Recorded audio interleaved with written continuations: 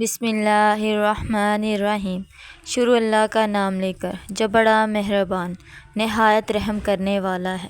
السلام علیکم ورحمۃ اللہ وبرکاتہ۔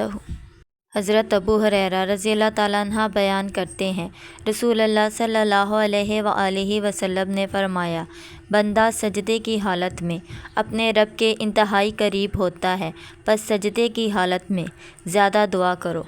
حضرت ابو ہریرہ رضی اللہ تعالیٰ عنہ بیان کرتے ہیں، رسول اللہ صلی اللہ علیہ وآلہ وسلم نے فرمایا، اس شخص کی ناک خاک آلودہ ہو جس کے سامنے میرا ذکر کیا جائے لیکن وہ مجھ پر درود نہ پڑھے۔